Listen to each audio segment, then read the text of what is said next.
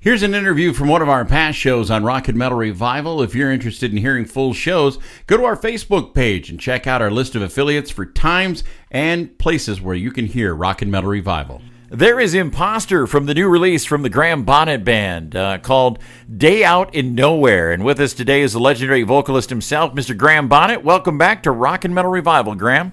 Hey, how are you? It's nice to be here. It's nice to be anywhere. That's true. It's great to have you. Now, Graham, I've been a fan since I first heard you in Rainbow, and I have to ask, after hearing this album, your vocals on this album are as strong as ever. I got to ask, what have you done to keep your vocals so strong over the years? It's everybody asks me that, and I have no idea. I just guess I'm one of those lucky people that have kept their voice instead of screaming their head off every night and coming out eventually with like no voice whatsoever. I don't use. I don't know. It's my theory. I think if you use a lot of falsetto, all that stuff, that is not good for the voice because it is falsetto. It's not the real thing. And I don't use too much of that if I can help it, but sometimes you have to. But it's, I don't know. But what happened a few years, probably about 7 years ago, I went to my throat specialist and to just check out my voice before we went on the road. And it seemed like my right vocal cord had kind of collapsed a little bit. Mm-hmm. And so what he did was put some cortisone into that right vocal cord. He said, "It's okay, you're fine." I said, "Yeah, but sometimes it makes me a bit scratchy." He said, "Yeah, it will do." And so he pumped it. He started pumping up a bike tire or something. But he put some cortisone in there, and it took the edge off the croakiness out of my voice, and so it helped a lot. But why I still have, I really don't know. It's just one of those things. I'm just very lucky. It's awesome. Yeah, definitely. Now, Day Out in Nowhere, it's a great album title, and it's such a cool song. Where'd the idea for this, is that something that happened? Yeah, it was when we were driving. It was in Russia, of all places. We were driving on our way, I think it was to, it might have been St. Petersburg, I'm not quite sure. But we were driving on our way to that city, and we were driving through the countryside, and all of a sudden, it looked like World War III had happened or something. But everything was so quiet, and there were no animals in the fields, and what I noticed was no roadkill either, which is weird, because you always see roadkill on the way to anywhere. The roads were really perfectly clean, and there were no dogs barking, nothing, and in the sky there were no birds. And I said to the other guys in the van, I said, "Have you noticed something funny about this area?" And they said, "What do you mean?" I said, "Look in the sky. Do you see any birds?" "No." And, there was nothing there. So we kept on driving for a while, probably about 10 miles, and there was nothing, absolutely nothing. No sounds, no birds, no dogs, no cattle, nothing. All the fields were empty and everything. And then I said to them, "Well, we're almost into the city, aren't we?" Because I could see, the city buildings in the distance. And I said, "I bet you anything that when we get close to the city, all the birds will be back in the sky again, and etc. And there'll be animals and blah, blah, blah."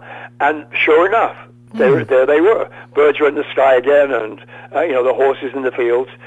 And I think, I'm not sure, but I think what it is, the farmers, the landowners, whatever, they put some kind of a noise or a gas into the ground that keeps away so-called, predators or whatever from eating their crops, etc. I think, I'm not sure about this, but I think it keeps away, foxes and unwanted animals.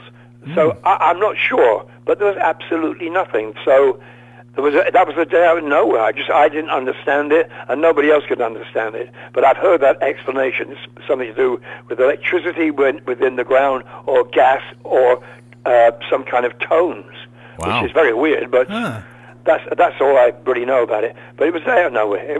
We weren't anywhere. Wow, that's awesome. Nice. It's weird. It's very weird. Yeah. Now, Graham, over the years, you've worked with some incredible guitarists: Blackmore, Schenker, Malmsteen, Vai. Your current guitarist, does not take a backseat to any of them. No. His my solos goodness. on this album are unbelievable, especially the solo on 12 Steps to Heaven is so memorable on that. He seems to take a lot of pride in what he plays on this album. Tell us a little bit about him. Well, I've known him for, God, I don't know, probably 10 years or something. He used to play with my girlfriend. She's messing about with me now. My girlfriend in her band, and I got to meet him. She asked me to come down one day to sing the whiskey. They were playing the whiskey, and Conrado was their guitar player. Tommy Ray James was the singer, and so we rehearsed together a little bit, and it was sort of a. I didn't know what was going to happen, but anyway, we went down. I sang a couple of songs with them, and after it was done, I said to Bethany, I said, "Would you like to play?" I asked Bethany first, "Would you like to play something different, something a bit more rock, whatever, you know?" And she said, "Well, I'll try it. Yeah, absolutely." And then me and Bethany, we started to get songs together by ourselves, just the two of us. And then I thought, well, this isn't going to work just like a duo, you know. And I said to her, what about, we need a guitar player. We need a drummer. So Conrado came into the picture, and Conrado was the third person who was the member of this band. So he came along, we started making up songs with him. And that's kind of how it started. So it was an introduction through Bethany to her guitar player, Conrado. And so he left that band, and we've kind of been together on and off since, you know. And I'm glad it's on at the moment, because we're really thrilled about what's happened with this album. It sounds really... I'm really pleased because he's producing and he's playing. It's just amazing what he's done. He's come a long way since the first day I met him. He really has. Yeah, there's some really great guitar playing on this. Yeah. The thing is, he plays the song. He doesn't just go... Yeah. You know, he doesn't do that... just for the sake of playing scales. He plays the song. You know, he complements the melody of the lead vocal and whatever else. You know, that's what I like about him. Yeah, definitely. Now, you got a few special guests on this one, like Don Airey and Jeff Loomis. And now, I love the tune. It's just a freaking song. It sounds like you're kind of making fun of sitting there trying to come up with lyrics or something. That's exactly what it is. I'm sitting in my bedroom right now. I was sitting on the bed. I had my pad in front of my fucking sketch pad or whatever, and I'm there going, I'm listening to Don's thing. I'm going, what the hell is this about? It's just a fucking song. It was Just a Fucking Song was the original title. We thought we cleaned it up a bit. Frickin' is better than fucking, I guess. Yeah. Oh, I don't know about that. But anyway, that's how it came about. It is the frustration of having, a brain fart and nothing coming to your mind to make up a song, lyrically or melodically. And that's exactly what it was. But as soon as I came up with the title, well, I thought that's what I should write it about. Make it up a song, and how hard it is, and how it takes so long. It can take weeks to make up one song, but when it's actually recorded, it's only 3 minutes long. Yeah. Yeah. Exactly. Graham, my favorite song, I just talked about it, is the song 12 Steps to Heaven. That song really struck a chord with me. Can you tell us and our listeners about that song? Well, it's about being in AA, which, of course, I am on and off. I'm an alcoholic, and I've been sober for a long, long time now. And what happened was I've been going to these meetings, etc., and I got the book of BW, which is a book I didn't understand. So I look at it and I'm going, BW. I'm flicking through these pages and I don't understand how this works. It works for some people, but it doesn't work for others.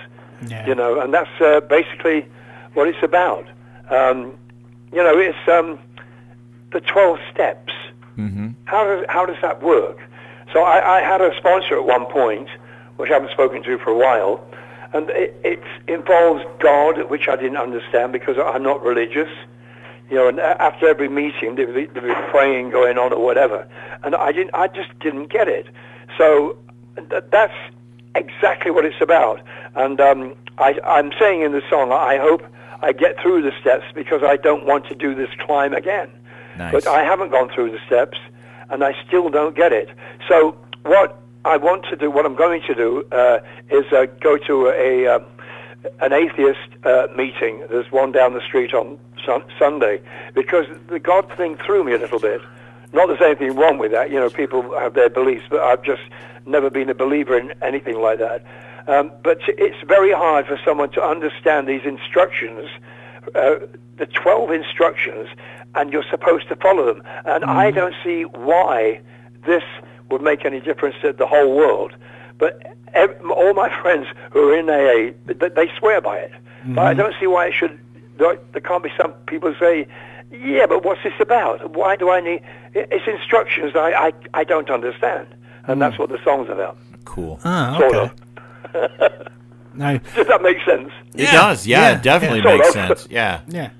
Now, one of my favorite tunes is really heavy, the Jester song with Jeff Loomis on it.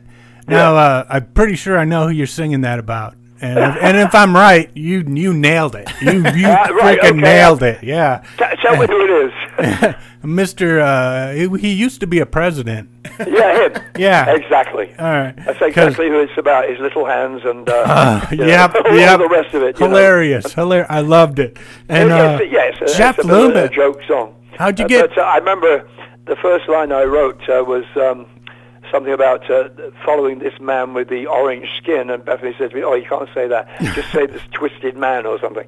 So I changed the first line around so it wasn't too obvious. Yeah. And then later on, I talk about his little hands and whatever, and his followers who have gone down the wrong path and believe in him. And that's exactly what it's about. And I hope I haven't offended anybody, but. You know, I have my opinion, and I just don't see what that guy's all about. Yeah. How come he was never killed, you know, while he was president? I'll never understand it. I never will. And then, you know, the fucking swarming of the Capitol building and all the rest of it. It's just incredible that this guy has so many followers, and it's beyond me how they can see this guy. He's blind. He's completely blind. I saw an interview with him. A couple of weeks ago, and they said to him, "Mr. Trump, what do you think about the current situation in the Ukraine?" And he answers, "Well, you know, windmills are causing a lot of problems. They can cause cancer, and they kill birds. It had nothing to do with the question." But he kept on talking about windmills. Now, this guy's got to be round the bend somewhat, I think.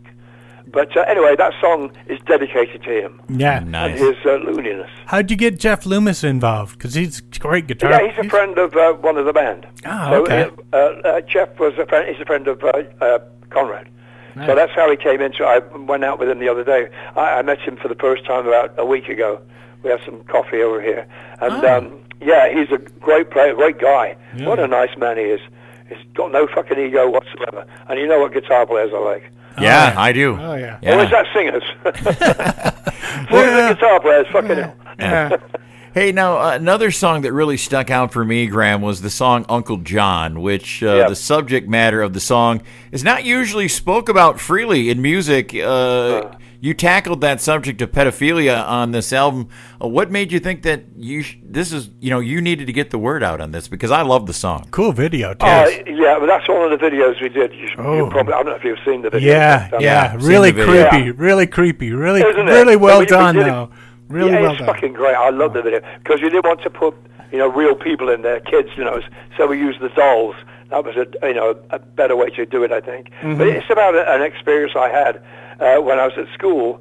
We had this deputy teacher come in, and his name was John Smith. Now, if that isn't a fake name, I don't know what it is, Yeah. Anyway, he came in, and all the girls liked him, and all the young guys liked him. For some reason, he was really friendly with all the kids. Because I would be, at that time, I'd be about 13. So there's some younger people in the school at the time. But he was always friendly, and everybody loved Mr. Smith, And, it was like, what's happening with it? Why do they like him? I don't understand it. And suddenly we heard that he was fired. And we all wondered, oh, where's he gone? Where's Mr. Smith gone? The kids would say, oh, we loved him so much, And I was looking through a newspaper a few weeks later, and it said this guy was arrested, pedophile arrested, and there's a photograph, and it was him. Oh, man. So I go, fuck. And it was John fucking Smith. The Uncle John bit sort of comes from stories I've heard from when I've heard people talk about being, being under the influence of a pedophile. They say they come up to you and they your best friend. They know your dad. Oh, I know your dad. Blah blah blah. Whoever. And would you want to go and get an ice cream? Yeah, don't call me Mr. Bubba. Call me Uncle John. So the kids get to call him Uncle like he's part of the family. So it's kind of a mix of two different characters, but at the same time, the same end, Yeah, definitely. Does that make sense? Yeah. Yeah, it makes perfect sense, yeah. Now, the closing song, Susie, is really different from everything else on the album. Yeah. Just you and symphonic music. Yeah. I mean, where'd the idea for that come from? That was something I made. I made up this song, and I played it to Conrad, because we were going to do it just acoustically, like me sitting there playing acoustic. And I just thought, it might be more interesting if we had trumpets or something different. And he suggested strings, a full orchestra. And I said, fuck, that'd be great. And I wasn't sure. I still wasn't sure. But it's about a friend of ours, mine and Bethany's. She was very close to Bethany. And the song came about because I spoke to her husband on the phone. And he was, obviously devastated. This is how this song came about. He was devastated. His heart was broken 10 million times over. He tried to talk to me between his tears. He was sobbing. He couldn't breathe. And he said, she looked at me one last time and she smiled. And that stuck with me. So I put that line in the song. And when the orchestration came along, I was blown away how amazing it was. And I said, oh man, Conrad, this is so freaking good. It really is. And so we used the orchestration, and I'm very proud of it. And one thing I was going to do on that was sing it all in up the octave, because at the very end I go into the song I made it up in, which is higher. It's a high B, which most of the melody was in. And Conrad said, why don't you do it, the verses down low, so it sounds more like you're not trying to show off kind of thing. It was more sort of personal and casual. So I sang the verses down low, even though they were a bit out of my range a little bit. But down there to get a good sound.